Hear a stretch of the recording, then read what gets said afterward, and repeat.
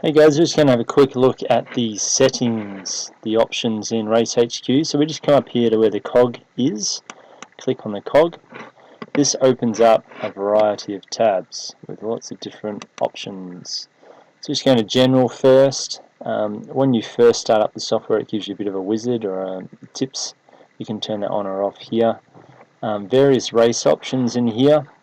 Some good ones that may be of interest is allowing secondary race, so if you're running overlapping races. Showing your age and gender. Some clubs like to use age and genders, others just rely on the ID being keyed in and not needing any reference to that. What's another good one? Oh, if you're using our race setup list, so if you've predetermined who's in what lane before you actually turned up on the day to run your events, that's a good one for that. Otherwise, if you're using Meet Manager, and then we go down here, this is to do with your hardware, so your start device. So if you want all your units to be remembered, as in I don't want to have to tell the computer what my units are if I'm running multiple computers with multiple systems, this will mean those units out there, those 10 gates and 2 start devices belong to this computer, and it means you'll reduce the amount of crosstalk you get between one system and another.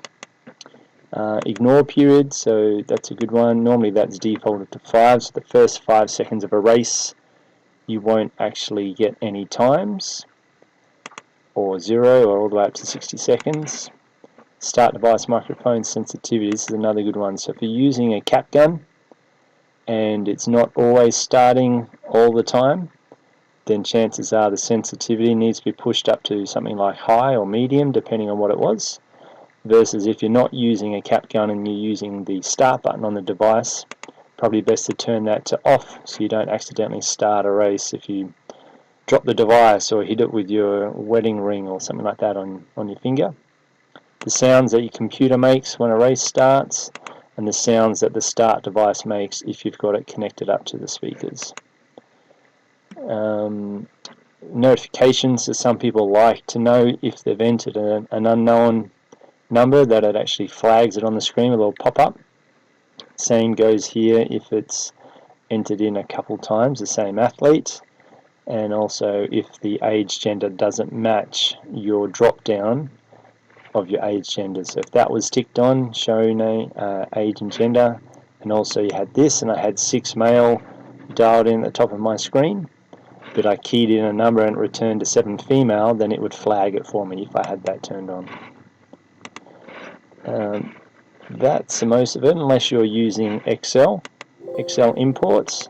Then you turn this on. That's where you can export out a simple template or a full template and then bring back in your data, versus most people will be using it with RaceHQ.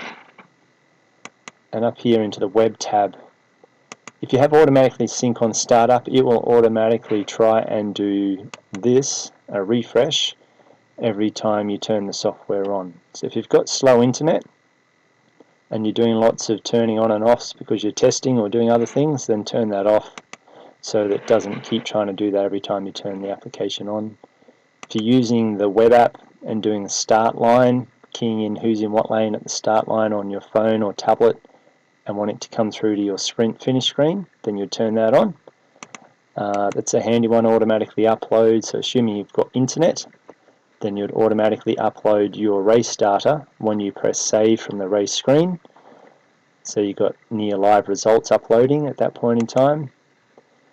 That one's not always available depending on the settings that you've got turned on, but if I haven't got a 6 mile 100 meter event set up in RaceHQ, but I want it to be, then it would actually upload for me and create a 6 mile 100 meter on the fly without me having to go into RaceHQ and do that. If we're using handicap times or if we're using RFID, then we could use these other options. Otherwise, moving on to printing. Most people want this summary ticket when saving ticked on, so it gives you that ticket that shows all the lanes and all the times and all the athletes from that one event. I could ask to have 2 copies of that, and I want it printed to another printer, then that's where I choose that. Also, I can have an A5 cross-country type certificate printed off on the fly, particularly if I was using individual tickets. So as their numbers keyed or scanned, if I had an A5 printer available, it would print off who they are, their name, age, gender, place and time on the go. So they get their printed certificate as they're walking past the table, and then job's done.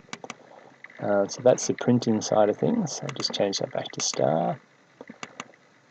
If you need to add any extra events to your finish screen, your race screen, then this is where you can come and find them. So find the correct area, so distance, and let's do 300 meters, ticket for both, and so on. Then that will be available in my drop down. Members, this gives you a quick look of who all your members are. If you are running any RFID, then that will be available there too. Their age and gender and club and first name, last name. I can export this out to Excel if I need to. Waves, if we're running RFID, or pack starts where we've got staggered start or wave start or handicap start, that would let you do that in there. Peripherals, this gives you access to all the things that are in the RFID setup screen from within your race screen, so you don't have to finish a race to check anything or tweak anything to do with RFID or your clock and so on. That just lets you get to it straight away. And if you've got any questions about any records, you can come in here and have a look at your center records too. There's quite a few things in there. I've gone over it rather quickly, but have a look around, send in an email if you've got any questions, and hopefully that will get you out of trouble. Have a great day. Chat to you later.